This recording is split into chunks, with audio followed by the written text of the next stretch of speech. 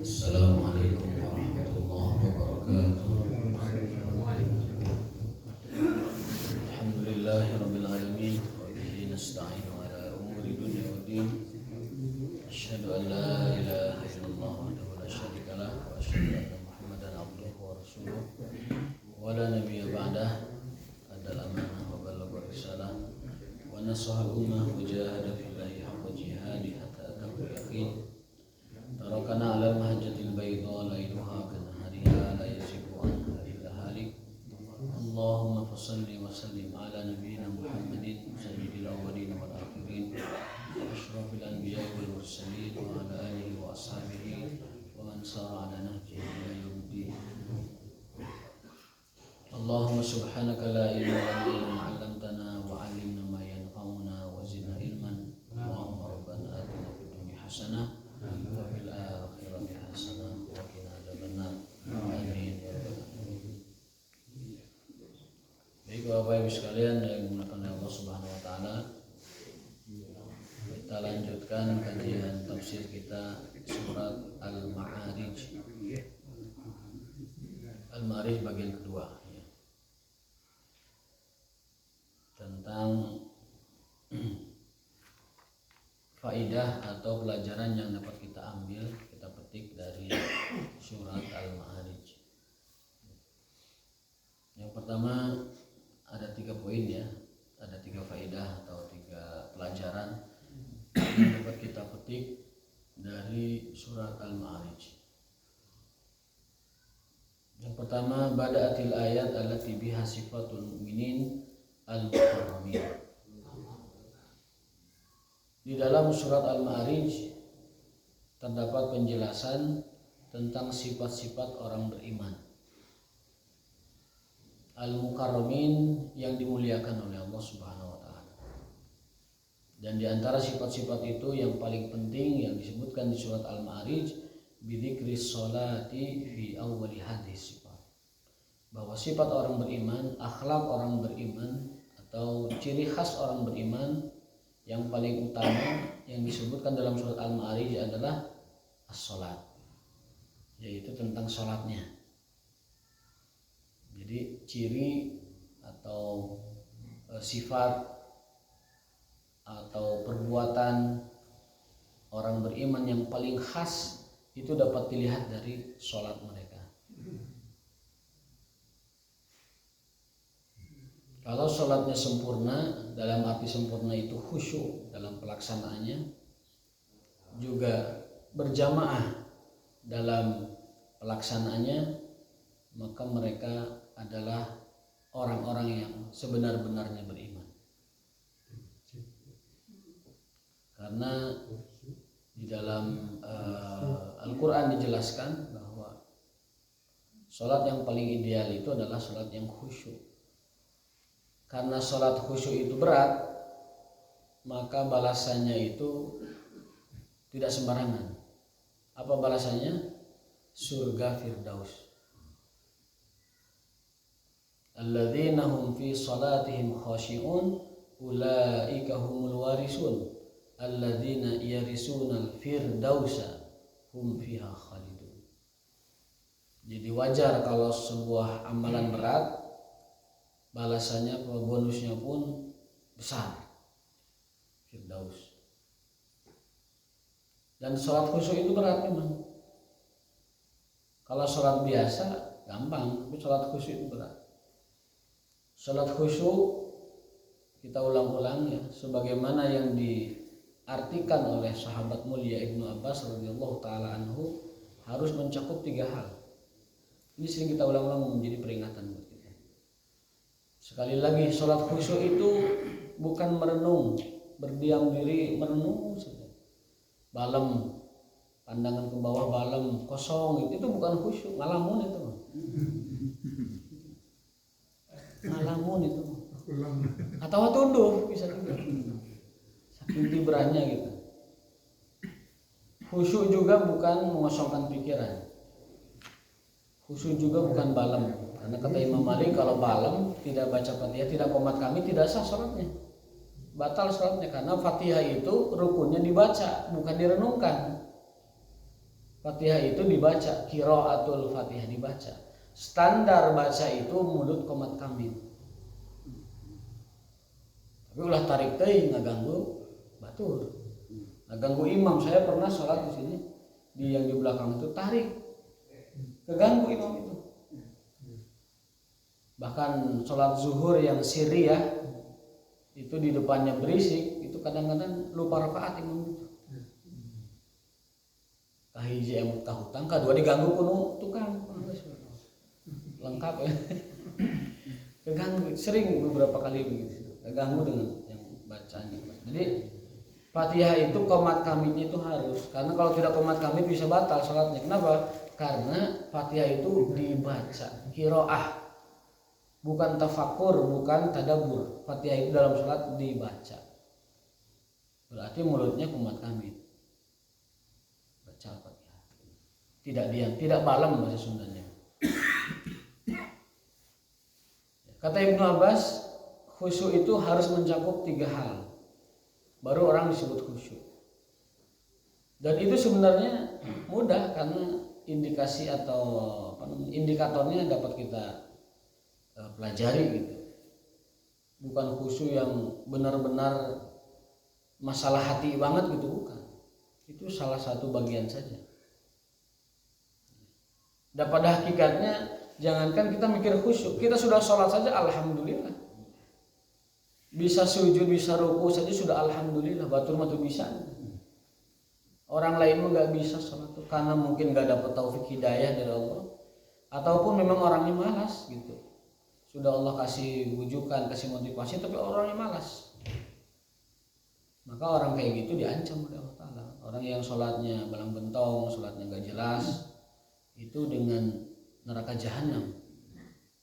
Ulaika sayalqauna ghayya, bahwa mereka akan mendiami sebuah bukit yang disebut Al-Quran sebagai bukit goya. Bagi siapa? Bagi orang yang lalai sholatnya. Apalagi yang nggak sholat. Yang nggak sholat lebih parah. Maka yang pertama kata Ibnu Abbas, khusyuk itu yang pertama harus memenuhi kesempurnaan toharoh. Toharohnya harus sempurna. Bebersihnya setelah dari kamar mandi, toharohnya benar. Toharoh yang benar itu sesuai dengan tuntunan Rasulullah. Di dalam banyak hadis Bulughul Maram menjelaskan ada tingkatan orang bertoharoh. Yang pertama adalah toharoh paling sempurna itu manakala 2 alat dijadikan toharoh. Allah memuji orang-orang Kuba di Madinah di dalam ayatnya, innallaha yuhibbu at-tawwabin wa yuhibbul mutatahhirin.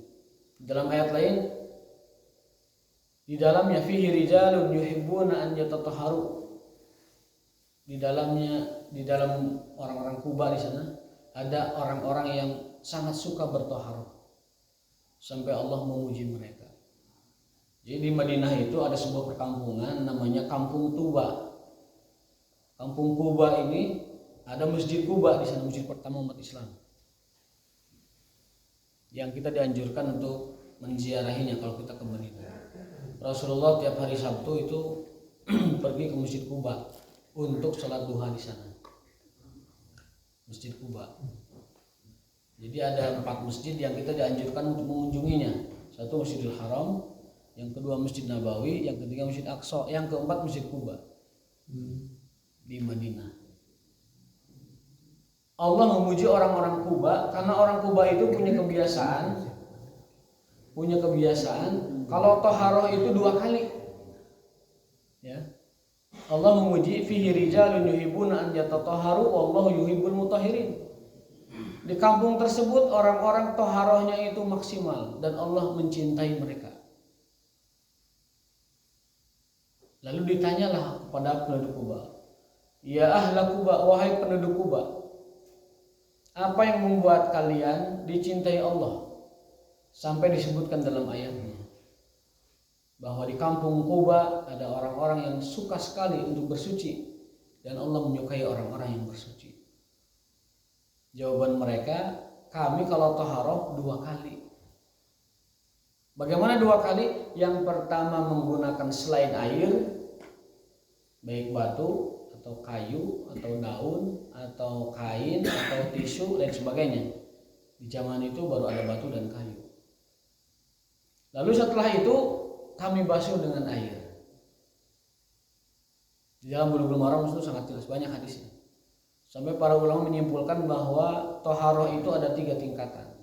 Ada 3 afdoliyah. Yang paling afdol itu kalau toharoh 2 kali. Pertama dengan tisu, kemudian dengan air. Itu paling afdol. Yang kedua dengan air saja, itu pertengahan. Yang ketiga dengan tisu saja. Seumpama kita ada modalnya, seumpama kita ada anggarannya, taruh di kamar mandi tisu dan juga air pasti ya. 2 kali toharohnya. Itu Allah puji orang-orang Kuba gara-gara itu. Tisu toilet siapkan, kan itu kan lebih ekonomis daripada tisu biasa. Kemudian usap 3 kali. 3 kali ini tidak mesti 3 tisu. 3 kali itu 3 bagian dari 1 tisu bisa juga. Tisu itu dibagi 3 atau tisu dilipat 3 supaya tidak saling mengenai satu sama lain. 1 bagian sini, 2 bagian sini, 3 mungkin bagian sini 3 kali. Setelah itu pakai air. Itu taharah yang paling sempurna dan paling afdal. Sampai Allah puji tadi orang-orang Kuba gara-gara BAB dan BAK sama. Kenapa kita agak aneh? Karena kita jarang mempraktekannya. Cuma nanti bekas BAB tisunya jangan dibuang kemana-mana. Disiram betek nanti kubatur ke pendak. Masukkan ke dalam plastik atau ke khusus tempat sampah di toilet. Setelah itu baru basuh pakai air. Itu sesempurna-sempurnanya tohar. Kalau tidak bisa seperti itu, ya udah pakai air saja nggak apa-apa. Cuman ini mah kalau kita mau belajar afdol, itu toharohnya 2 kali. Maksud 2 kali itu 2 alat bersuci. Air dan selain air. Air sebagai pamungkasnya. Kalau tidak bisa yang kedua aja pakai air. Kalau air tidak bisa ya udah pakai alat selain air, tisu atau daun atau mungkin kain. Batu, zaman sekarang batu agak susah. Zaman dulu mah batu. Nah, orang-orang dulu yang dipuji Allah oleh Allah SWT itu karena toharohnya 2 kali. Pakai batu lalu pakai air. Lebih bersih. Tisu plus air itu lebih bersih. Walaupun dengan air juga sudah bersih. Tapi kalau dua-duanya itu mendapat pujian dari Allah Subhanahu wa taala. Nah, itu urutan toharoh yang pertama tisu dan air, kemudian urutan kedua air saja, urutan ketiga tisu saja atau batu saja. Yang pertama, kekhusyuan pertama dimulai dari toharoh. Jadi khusyuk itu dimulai dari toharoh, itu sudah paket itu dengan sholatnya. Artinya apa? Tidak ada sholat khusyuk tanpa toharoh yang benar. Tidak ada sholat khusyuk tanpa toharoh yang benar. Itu kaidahnya. Dan tidak ada sholat yang diterima Allah kecuali dengan taharah yang diterima oleh Allah Subhanahu wa taala. Di dalam hadis Nabi bersabda, la sholata liman la tuhrolahu. Tidak ada sholat bagi orang yang tidak memiliki taharah. Maka demikian taharah akhirnya diberi juga pangkat yang tinggi. Yaitu apa? Taharah itu berfaedah bagi kita. Satu, menggugurkan dosa. Kalau kita berwudu itu dosa berguguran. Dosa tangan, dosa mata, dosa telinga, dosa kepala. Niat yang buruk ya. Bukan ham yang buruk tapi niat yang buruk. Dosa kaki, segala macam. Jadi taharah wudu kita itu menggugurkan, melunturkan dosa-dosa. Dan yang kedua, Nabi SAW bersabda, ini sering saya ulangi, bahwa orang yang berwudu membaca bismillah, kemudian setelah wudu membaca syahadat, asyhadu an la ilaha illallah wa la syarikalah wa asyhadu anna Muhammadan abduhu wa rasuluh, maka Allah akan bukakan 8 pintu surga buat dia. Dari manapun dia masuk dipersilahkan. Hadis Bulughul Maram nomor 54. Yang kedua, khusyuk itu harus mencakup rukun sholat yang benar.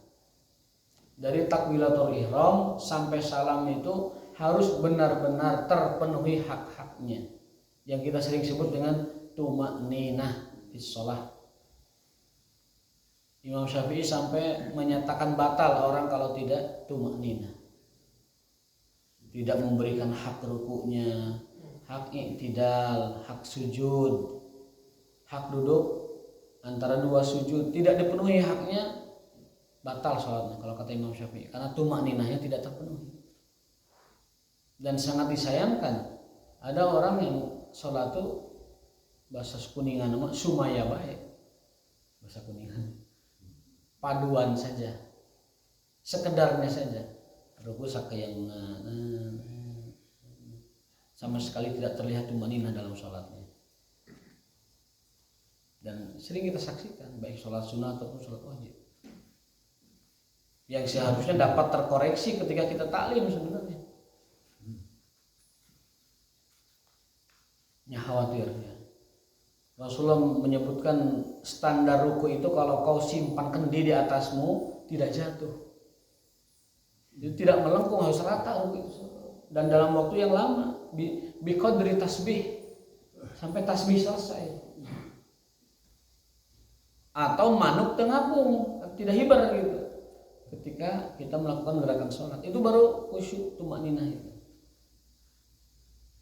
Sambil menghadirkan sikap yang takut kepada Allah. Di dalam syarah mana sholat sebutkan orang-orang beriman itu kalau sholat yahabunar rahman, merasa takut di hadapan Allah, gemper di hadapan Allah. Lain bersifat seperti jagoan Allah, badannya tenggak, kemudian matanya juga tenggak, ini ke atas.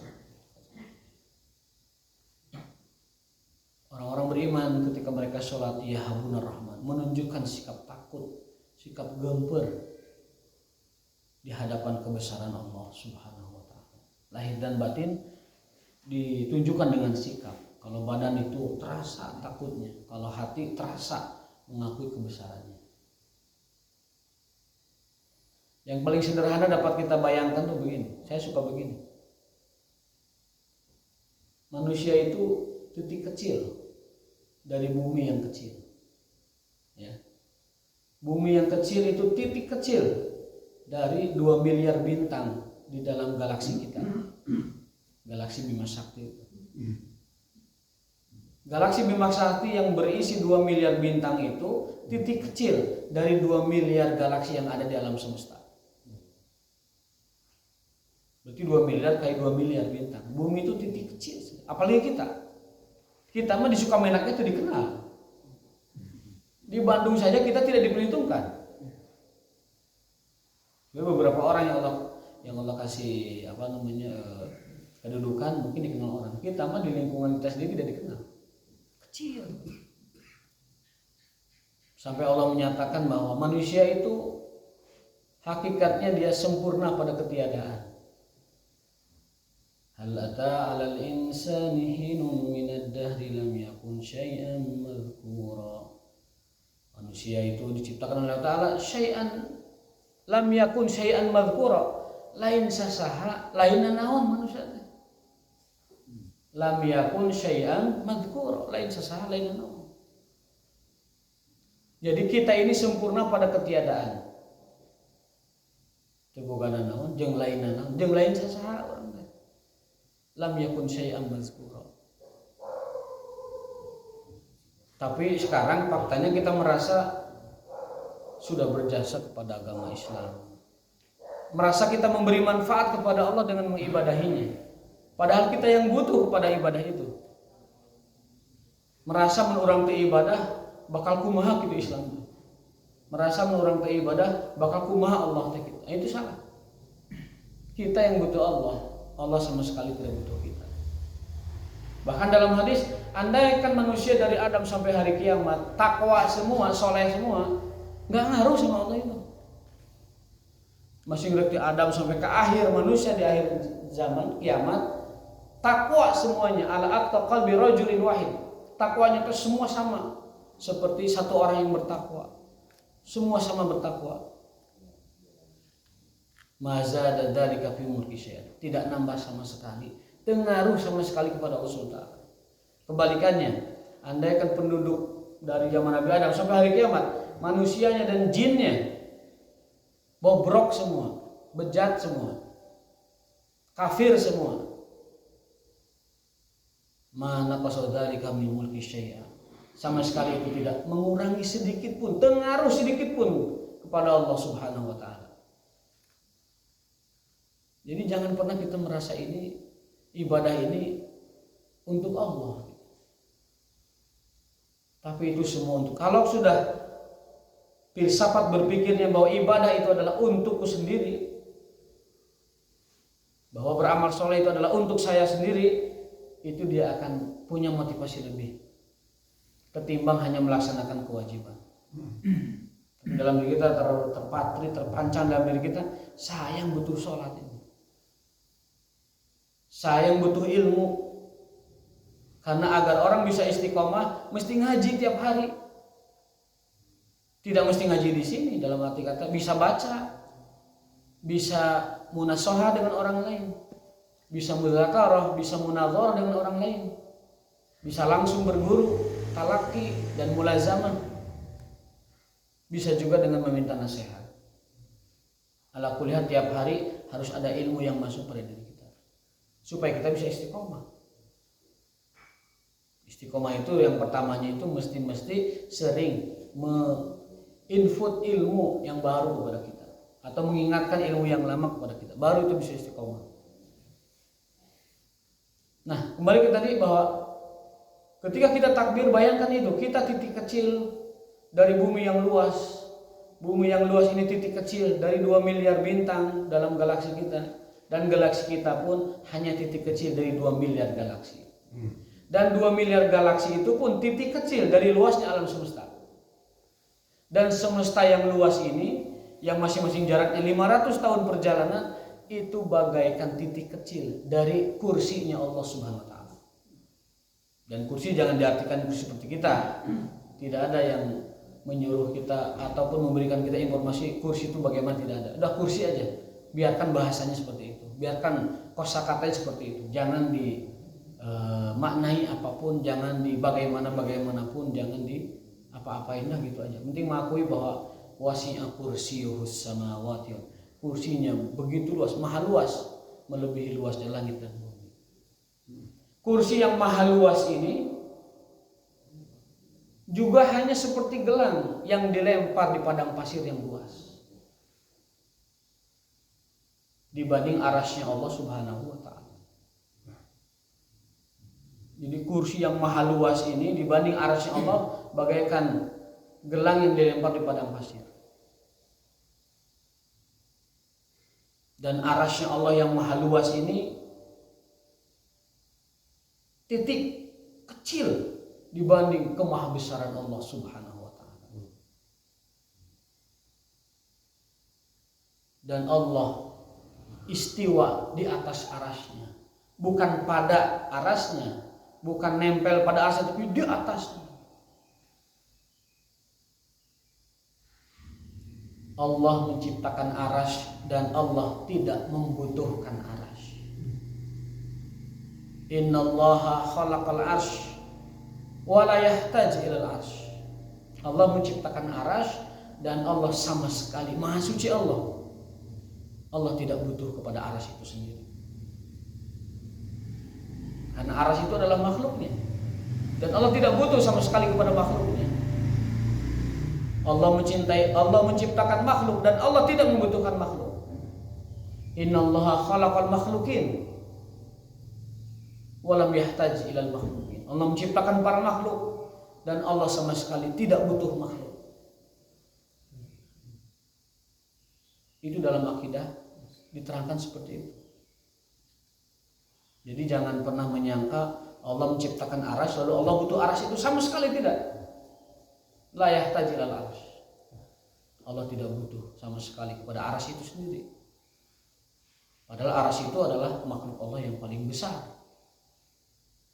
yang ada di langit ketujuh, terus naik lagi ke kursi, naik lagi ke samudra, ada samudra di atas, dan wa kana arsyuhu 'alal ma, dan arsy Allah itu di atas samudra. Di atas sana di 7 lapis langit, ke sana lagi. Bagaimananya hanya Allah yang tahu. Dan arsy itu sendiri Allah sangat tidak memerlukannya. Allahu la yahtajil arsy. Allah menciptakan arsy dan Allah sama sekali tidak butuh arsy.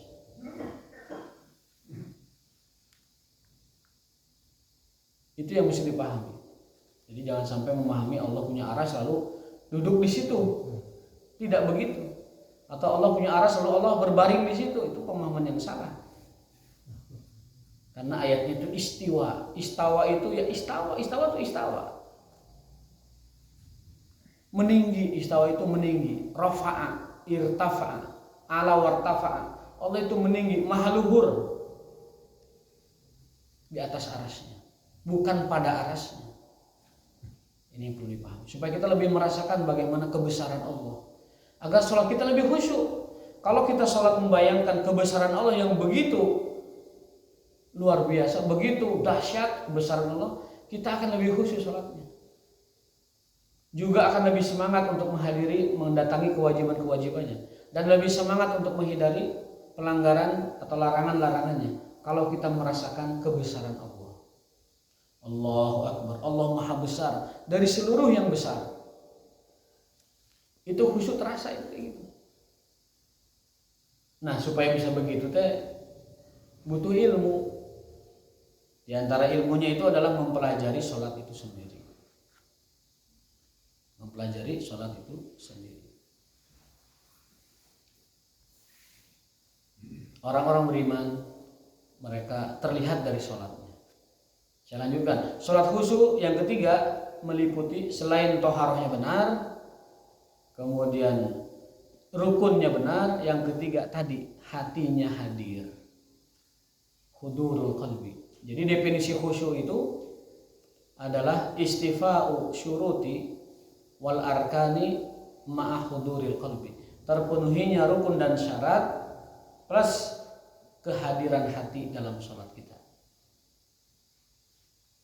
Ada yang toharohnya benar, kemudian apalagi tadi rukunnya benar, tetapi hati hadirnya belum, nggak apa-apa, itu tahapan.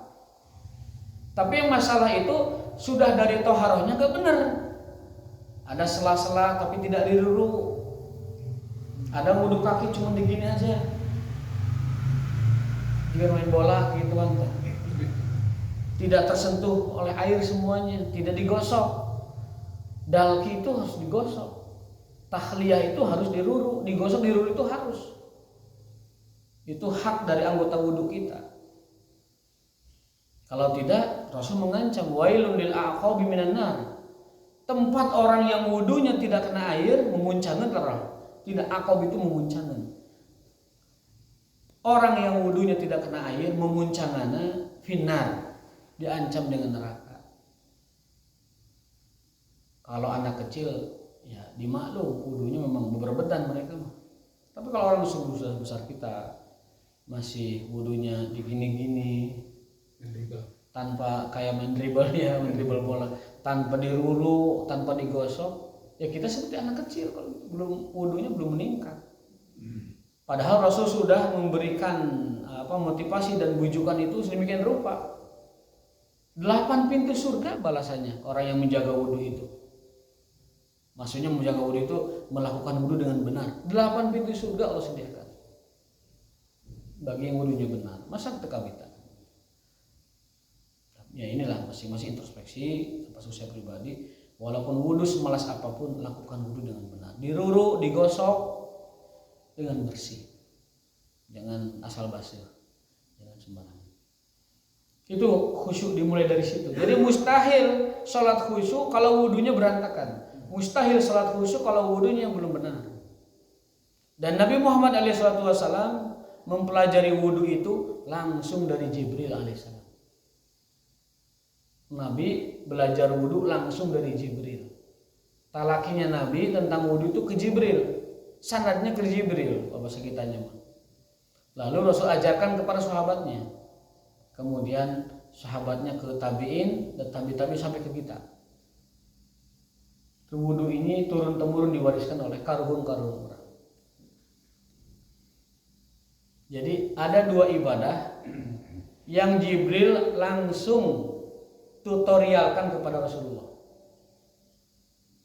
Satu, tata cara wudhu. Yang kedua, tentang waktu sholat. Lihat Sahih Bukhari.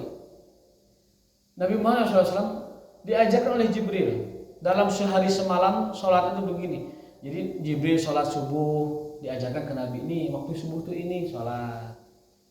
Lohor, Jibril lakukan lohor, Nabi ngikuti, ini waktu sholat. Asar, maghrib, isya, subuh. Jadi salah besar kalau orang mengartikan bahwa waktu sholat itu tiga kali. Salah besar menafsirkan Quran itu. Quran harus ditafsir oleh hadis, baru benar itu. Kalau ditafsir dengan terjemah, ditafsir dengan akal, ya akhirnya tergelincir. Kalau Quran ditafsir dengan hadis, tidak akan tergelincir. Buktinya apa tadi? Al-Quran menyebutkan bahwa aqimis sholata liduluki syamsi ila ghasaqil lail wa Qur'an al-fajr inna Qur'an al-fajri kana masyhuda. Tuh waktu sholat pagi. Kemudian tarafai laili wan nahar di akhir pagi dan akhir sore. Dan lain sebagainya. Jadi 3 we akhirnya karena macam terjemahan 3 we. Tapi kita lihat tafsirnya. Apa tafsir terbaik? Hadis Nabi. Hadis Nabi dalam Bukhari, Jibril mengajariku sholat demi sholat. Artinya apa? Artinya kalau kita menggunakan tata cara sholatnya Jibril, inilah seperti yang kita lakukan sekarang ini. Subuh kurang lebih 4:30 atau jam 4 sekarang. Lohor kurang lebih jam 12 atau kurang lebih. Asar kurang lebih jam 3. Maghrib kurang lebih jam 6. Isya kurang lebih jam 7. Itu ajaran Jibril. Itu dicontohkan langsung oleh Jibril, termasuk wudhu. Jadi sekali lagi ada 2 ibadah yang diajarkan langsung tata caranya dan waktu-waktunya oleh Jibril kepada Rasul langsung. Artinya Pak, Jibrilnya menjirim menjadi dalam bentuk rupa manusia. Jadi Jibril sengaja ngajirim jadi manusia, mencontohkan Rasulullah sholat. Jibril menjadi manusia, ngajirim, ngabentuk merupa manusia untuk mengajarkan Nabi wudhu. Kalau yang lain-lain mah diperintahkan perintah aja, tunaikan zakat, lakukan haji. Nah, Jibril tidak mencontohkan secara praktek, Nabi sendiri mencontohkannya.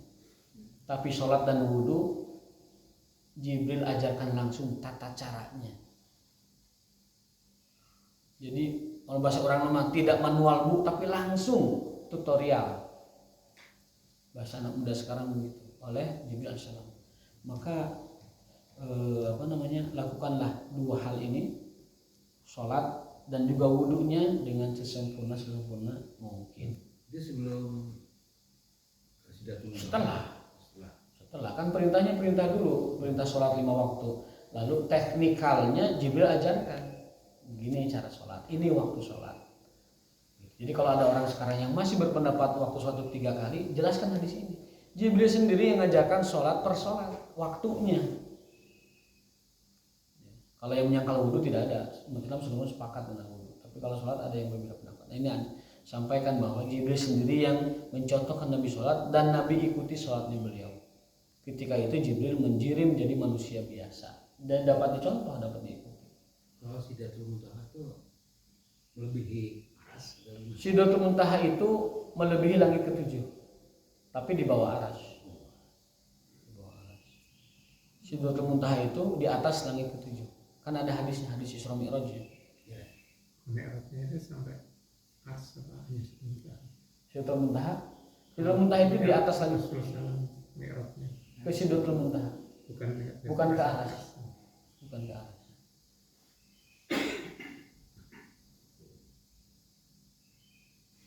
Dan Sidratul Muntaha itu secara bahasa puncak tertinggi, puncak akhir.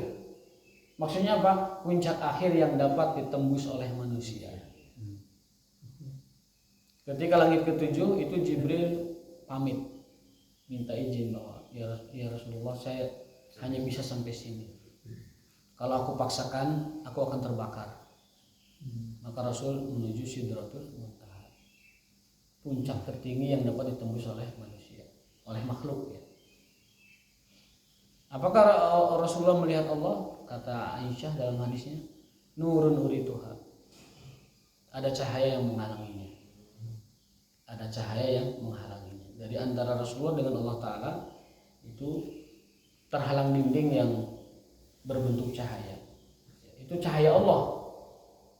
Jadi kalau ditanya apakah Rasul pernah berjumpa melihat Allah, dalam hadis Aisyah, belum. Kelak Allah itu dapat dipandang oleh ahli surga nanti. Allah itu hanya dapat dilihat dan dipandang nanti oleh ahli surga di surganya. Apa ayatnya? Wujuhu yawma idzin nadhirah ila rabbiha nazirah.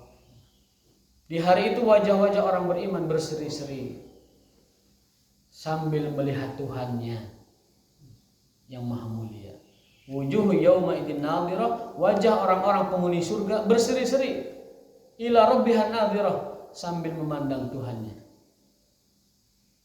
Maka para ulama sepakat, seluruh ulama sepakat bahwa memandang Allah a'la nikmatil jannah, nikmat surga yang paling tinggi. Bidadari mah panghandapna. Itu. Panghandap menjadi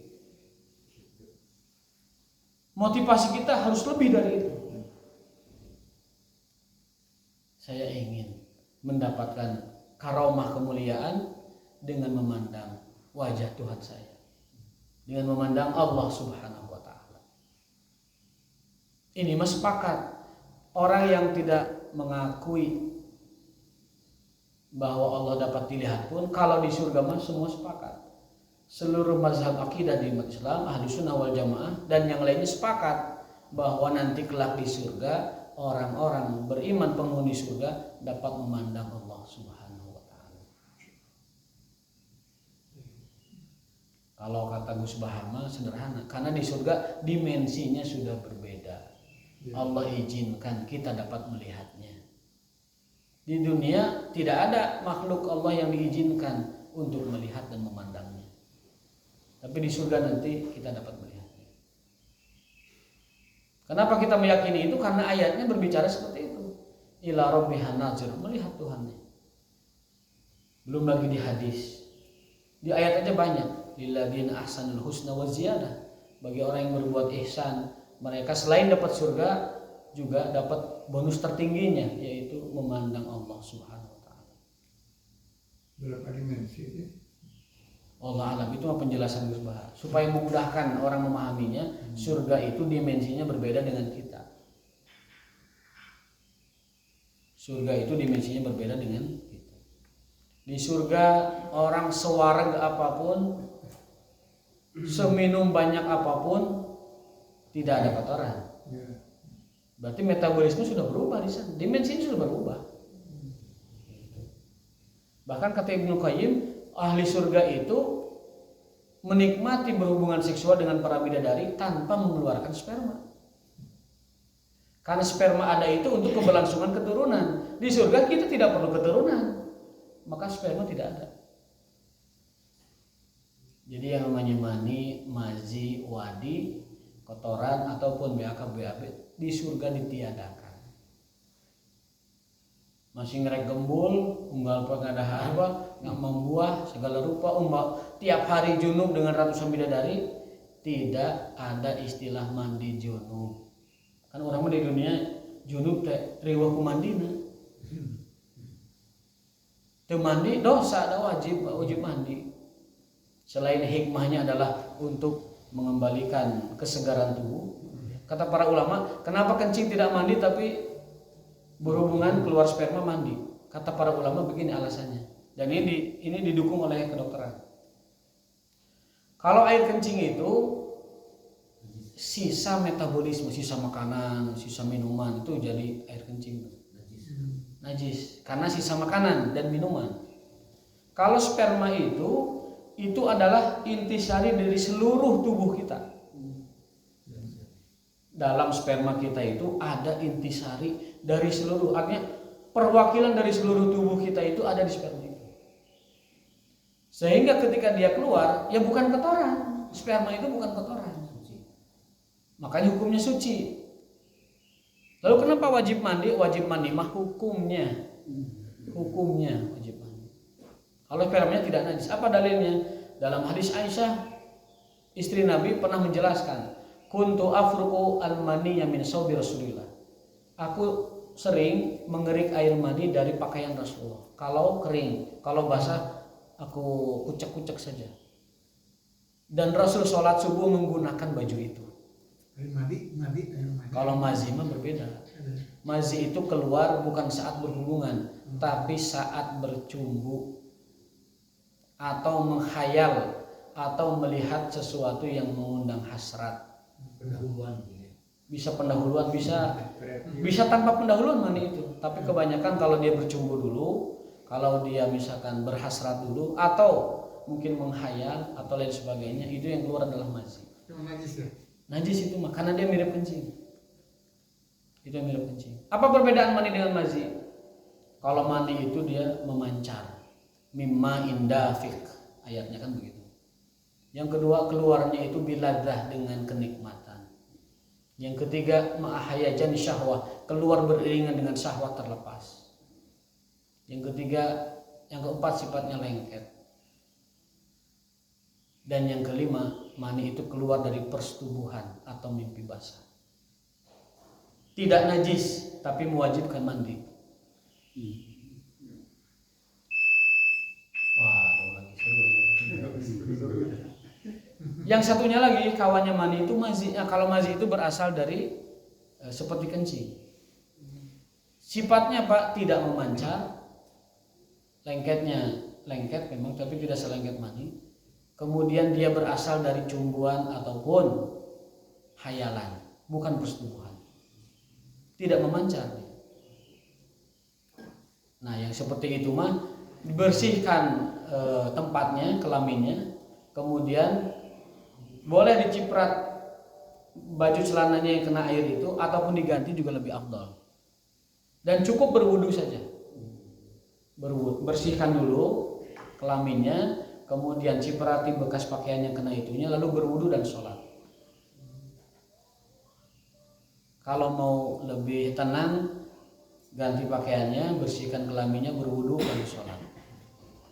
Nah, kalau wadi itu sama dengan mazi hukumnya, najis, tapi beda sumber. Wadi itu sumbernya dari rasa capek yang berlebihan. Misalkan touring ke Bandung, tapi ke Banten kali itu. Ciletuh pakai sepeda. Tiba-tiba sudah sampai tujuan, tidur, keluar wadi. Itu hukumnya seperti mazi. Najis tapi tidak mewajibkan mandi. Ya, kembali ke tadi, kata para dokter, kata para ulama, kenapa mandi wajib itu diwajibkan? Hikmahnya adalah karena itu berasal dari seluruh saripati tubuh kita, keluarlah dia dalam bentuk mani. Sehingga mani itu mengandung unsur-unsur dan sifat-sifat serta pesan-pesan genetika di situ.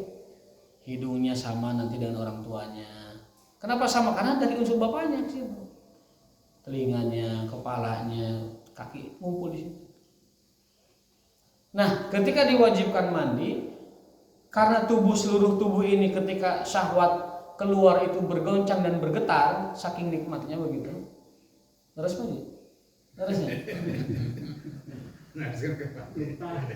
Ya, lupa. Jadi seluruh kepala sampai ujung kaki itu terasa nikmat ketika keluar. Itu oleh Allah diwajibkan mandi supaya ketika terguyur mandi, setelah lemas keluar ejakulasi itu kembali segar. Kembali segar setelah mandi. Maka dalam hadis Nabi SAW disebutkan, Rasulullah itu kalau menggilir seluruh istrinya diselingi dengan mandi per mandi. Rasul itu pernah menggilir semua istrinya 10. Karena stamina beliau itu setara dengan 30 pria biasa. Stamina beliau itu setara dengan 30 pria biasa, kata Ibnu Abbas dalam riwayatnya. Jadi orang kuat, beliau itu kuat. Sahabat bertanya, ya Rasulullah, kenapa tidak sekali mandi aja? Saya lupa yang bertanya itu istrinya atau sahabat. Kenapa dengan tiap mandi, berhubungan mandi, tiap ganti satu istri mandi? Kenapa ya Rasulullah? Jawabannya apa? Hadza atyabu wa atharu wa azka. Ini lebih suci, lebih baik, lebih bersih. Walaupun hanya diselingi dengan mandi saja cukup. Walaupun hanya diselingi dengan wudhu saja cukup. Tidak diselingi wudhu juga tidak apa-apa. Mau nambah 5 ronde, 7 ronde, baik dengan satu istri atau istri yang lain yang lebih, boleh. Tidak mandi dulu juga boleh. Boleh dengan wudhu saja boleh. Tapi afdolnya diselingi per mandi. Istri pertama beres mandi dulu. Istri kedua beres mandi dulu, istri ketiga. Maka usahakan di setiap istri yang kita punya ada tempat mandinya. Ya, semalam. Jangan samakan dengan kita mah super leto ya beda. Rasulullah itu tadi dalam riwayat staminanya setara dengan 30 pria biasa. Berarti kalau 30 itu dibagi 10 istri, berarti satu istri mendapatkan 3 kekuatan. Ibarat kata begitu. Jangan disamakan dengan kita. Dan beliau selingi dengan mandi junub. Ditanya kenapa tidak dengan sekali saja Rasulullah? Enggak. Saya ingin lebih suci, lebih bersih, lebih baik. Maka dengan mandi. Tapi karena ini sifatnya sunnah, Nabi mencontohkan begitu. Dengan wudhu pun tidak apa-apa. Menyelingi ronde-ronde kita dalam semalam itu dengan wudhu juga cukup.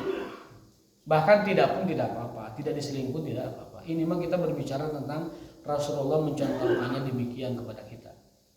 Kalau kita ingin mencontoh Rasulullah, lakukan seperti itu. Jadi mandinya itu langsung, Pak. Kalau kita ingin mencontoh Rasulullah sunnah, setelah junub itu langsung mandi, bukan dibesokin, bukan. Tiris nahar cai, gampang. Ayo ada juga water heater. Tinggal ngahurukeun, ada yang otomatis. Bolehkah tidak langsung mandi? Boleh. Ini kan kita berbicara tentang afdolnya sunnah Rasulullah. Bolehkah kita langsung tidur? Boleh. Bolehkah kita wudhu? Lebih baik, afdol itu. Tapi bolehkah kita mandi? Itu yang afdol dan sunnah. Jadi sunnahnya setelah berhubungan langsung mandi, bagus.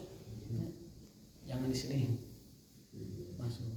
Cuman kadang-kadang kita kan malas, Pak. Aduh, lamun mandi bakal segar, tertunduh kan anda. Tertunduh, ya baca-baca buku, lihat TV. Udah waktunya sholat. Udah waktunya sholat. Kadang-kadang diajarkan sampai subuh kan. Ala kulli hal demikian. Jadi poin pertama surat Al-Ma'arij pelajarannya adalah setiap orang beriman ciri khas keutamaannya ada pada sholat. Jadi ciri khas orang beriman itu sholatnya. Itu kita jaga dari mulai toharoh sampai akhir. Kita jaga dengan menghadirkan kekhusyuan, yaitu hati yang hadir dalam sholat. Wallahu ta'ala bisawab, wa ta'ala bimuradihi, wa ma taufiqun illa billah, wa lakum minkum hadana wa iyyakum ajmain.